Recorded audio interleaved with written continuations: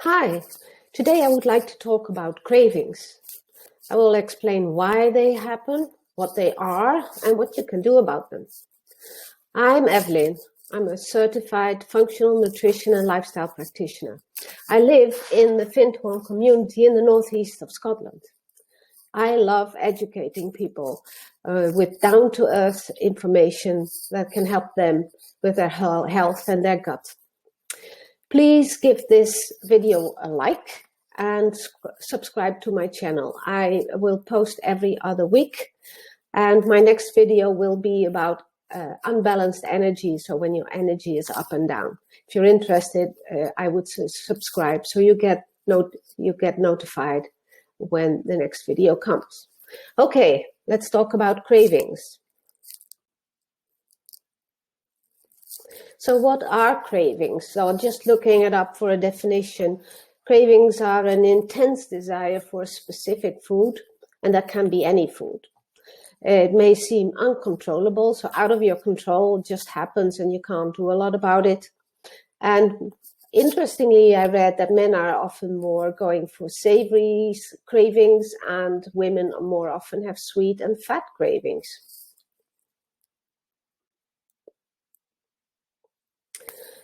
But the interesting thing is, why do they happen? So we tend to think that we crave things and then we have to eat them, and then we just don't have enough willpower to not do that. But there are actually some causes in the body that there's some process in the body that can cause cravings, and real cravings are really hard to not have. So here are some reasons what could be happening. So the first one, and the one I see most, is blood sugar imbalance. And as I said, I will talk into that later, but also in the next video. If your blood sugar is up and down, especially when it's down, your body really wants you to eat something. Then there's something called toxic hunger that happens when you eat a lot of processed foods. And there are many additives and colorings and all that stuff in it, and that can actually bring on cravings.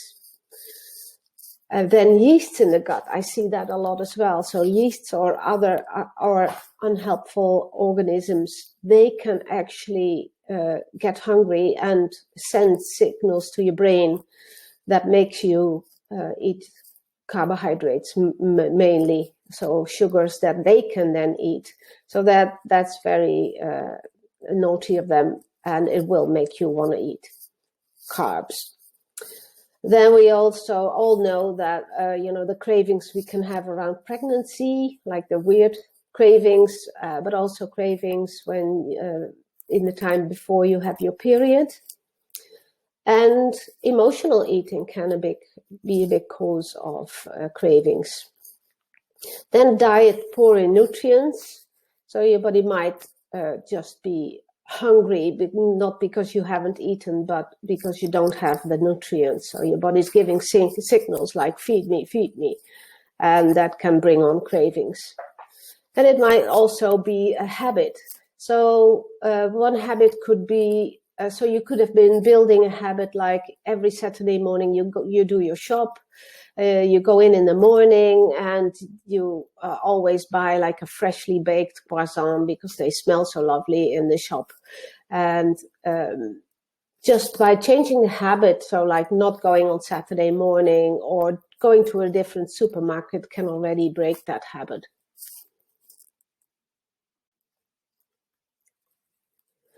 So some things that can help with cravings, some are really easy. You can just try them out, and some are more difficult. So like working on stress reduction, could be not so easy. Usually we have to really look at our lives and how we build in some calm in the day.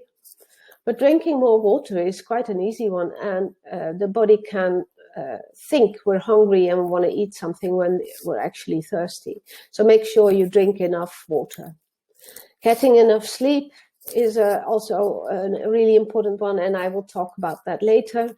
Eating more protein, the same. I will talk into that in the next slide. Not eating too many snacks and giving the gut some rest. I'll talk into that as well. Getting some more movement. So it's also, your body feels different if you are sitting all day in front of a computer, as many of us do at the moment. So just going out for a walk can actually totally make cravings go away. It might also be a good form of distraction. A whole food diet, as I said, if you're missing nutrients, you have more cravings. So eating whole foods and a good variety can help with that. And really, really track and identify, when do you have the cravings? Are they always at the same time?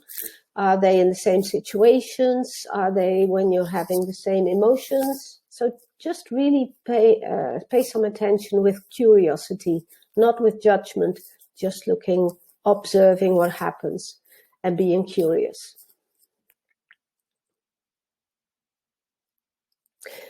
As I said, blood sugar balance is important. When you eat sugar, especially when you eat a lot of sugar, the sugar you eat goes quickly into your bloodstream in the form of glucose. Then you can feel a surge of energy, or you can even be a bit wired. But your body doesn't like that high glucose because it's too much, and that's not good. So it will try to bring it down, and so it will be quite forceful to bring it down.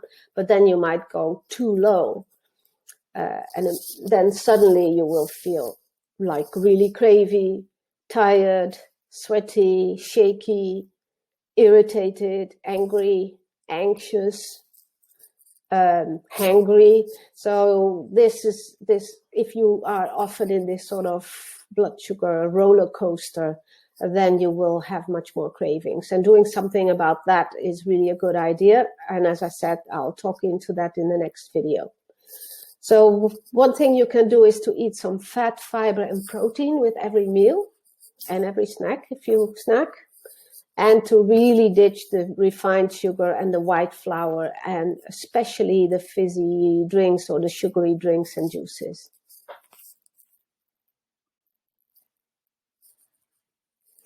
And then emotions, emotions of like boredom, sadness, loneliness can really bring on cravings. What you're basically doing is you crave something, but that is not food, but you're trying to calm the craving with food.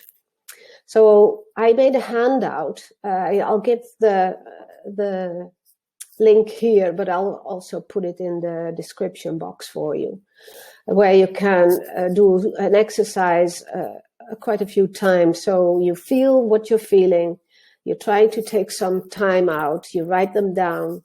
You find out how the food or drink you want to take helps you with the feeling. And then you try to find a way to deal with the feeling without involving food. So the handout is actually, I wrote with the information I got from Dr. Chatterjee's book, that is about weight loss. I will put that in the description box as well. I think that's a really good book about how to deal with weight loss, and it's not your normal weight loss book.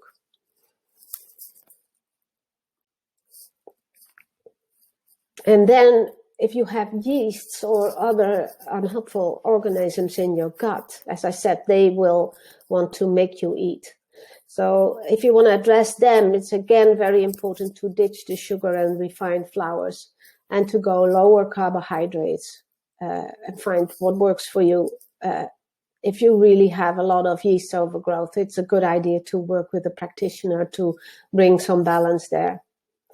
And also to try to eat less frequently. Eating less frequently supports the beneficial bacteria and discourages the yeast and unhelpful bacteria.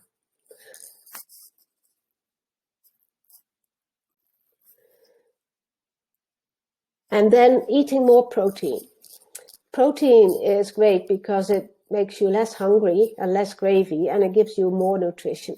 Of course, you don't want to go crazy on big amounts of meat or protein, but it is fine to eat some animal protein when you're already used to eating that. So fish, meat, eggs. The right size is the the size of your clenched fist. So if you're smaller, you'll have a smaller fist. If you're bigger, you'll have a bigger fist. Clean sources is important. So buy top quality meat. Don't do the very cheap stuff that has been, using hormones and other stuff. For those who don't eat animal protein, nuts, legumes, and seeds are good sources, but you might not get enough if you're vegetarian or vegan. Most people with those kind of diets I see don't eat enough protein. So you can also use some protein powders. There are some vegan ones like hemp and pea, and there are some animal-based ones that are collagen and whey.